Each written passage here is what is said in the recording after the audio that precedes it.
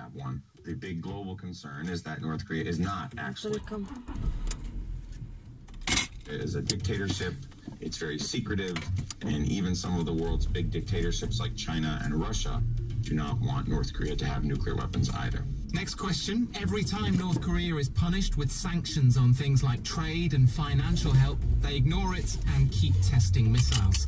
So is there any point to sanctions? I do think they have an effect. I think their effect is to slow, not stop the nuclear program. So if the nuclear program today has 30 nuclear warheads, the North Korean nuclear program without sanctions would have 50 or 100. But it is true at this point that North Korea has nuclear weapons. Finally, Robert Kelly himself lives in South Korea, and we all know he's got young kids. So is he worried? I do worry, actually. My wife and I have discussed this a little bit.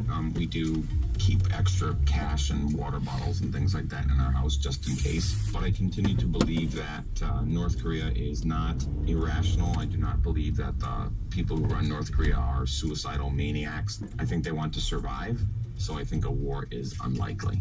Newsbeat.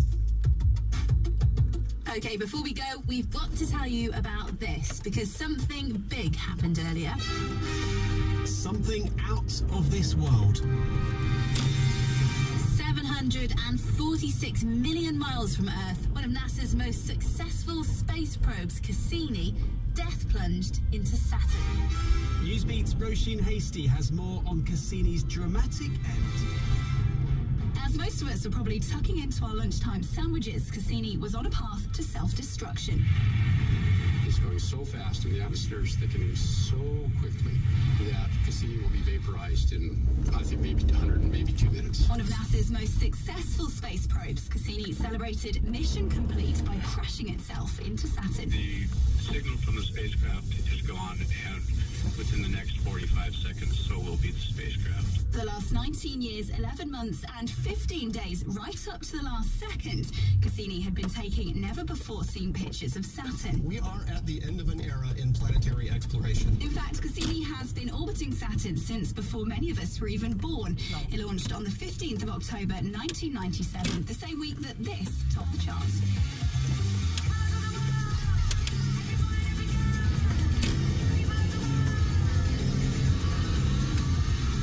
Taken more than girl power to get Cassini through the last 2 decades.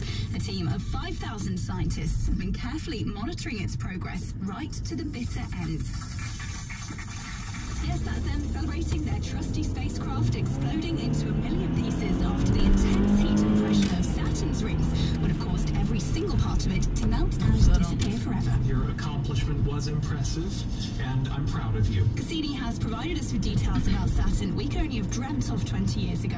As NASA's head of planetary science, Jim Green, puts it, This really blew our minds. so to give it the send-off it deserves, here's our favourite part of NASA's coverage from today, and perhaps the most random. It's the Cassini Virtual Singers Choir to sing us out.